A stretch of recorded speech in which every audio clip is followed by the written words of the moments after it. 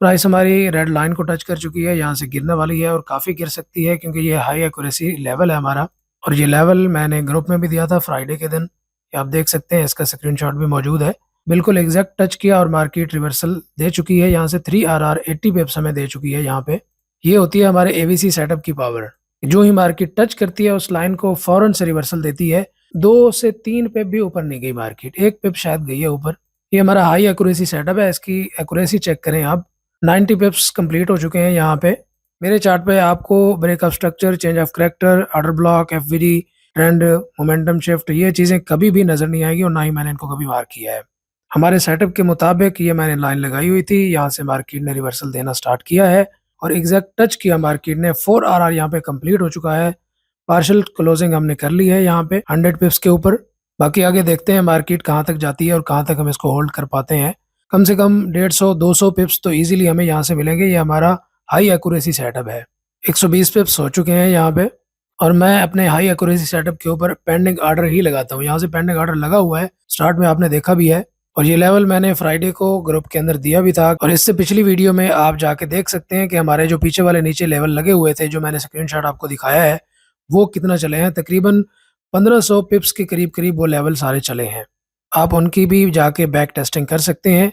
मेरे सेटअप के ऊपर order block, FVG, SBR, RBS, liquidity और इसी तरह ट्रेंड, मोमेंटम शिफ्ट, ये सारी चीज़ें जो है मेरे सेटअप के ऊपर एज अ हेल्पर काम करती हैं। ये जो हमारा सेटअप है ये सबसे जुदा है और सबसे अलग है। इन चीज़ों को मैंने कभी मार्क नहीं किया एंट्री के लिए। ये बहुत ही ओल्ड कंसेप्ट है जिसकी वजह से मार्केट में स्मार्ट मनी को भी पता है, मार्केट मेकर्स को भी पता है कि ये इन चीज़ों को लोग पकड़ के बैठे हैं, इन्हीं के ऊपर ही लोग वर्क करते हैं। तो इनके ऊपर बहुत ही ज़्यादा मैनिपुलेशन होती है जिसकी वजह से एक बिगिनर बंदा प्रॉफिटेबल नहीं होता। और बाकी लंबे चौड़े कोर्स जो होते हैं उनके चक्कर में पड़ के उनमें ज़रूरी गैर ज़रूरी चीज़ें होती हैं जिसकी वजह से बिगिनर को तो बिल्कुल भी समझ नहीं आता कहाँ से पकड़ें कहाँ से छोड़ें। इसमें वो फंस जाता है जिसकी वजह से उसको प्रॉफिटेबल होने में साल साल लगते हैं। वो लॉस कर करके वापस हो जाता है फिर। तो इसलिए बेहतर है कि अगर आपके पास मार्केट का नॉलेज है, जानते हैं मार्केट को, तो इस तरह के सेटअप सीखें।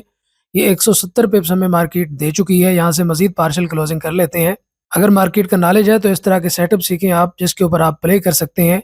जितने भी मेरा ये लेवल लगे हुए हैं या लगे हुए थे, जहाँ तक मार्केट अब तक पहुंची है, सब लेवल प्ले हुए हैं, सिर्फ सिवाय 1-2 के जिनकी एक्यूरेसी भी लो थी। जिस लेवल पे हमारी हाई एक्यूरेसी होती है वहाँ पे हम पेंडिंग ऑर्डर छोड़ते हैं और जिस लेवल पे हमारी एक्यूरेसी लो होती है उस लेवल पे हम पेंडिंग ऑर्डर नहीं, 1 मिनट पे जाके कंफर्मेशन देखते हैं। कंफर्मेशन मिलेगी तो एंट्री होगी, नहीं तो नहीं होगी।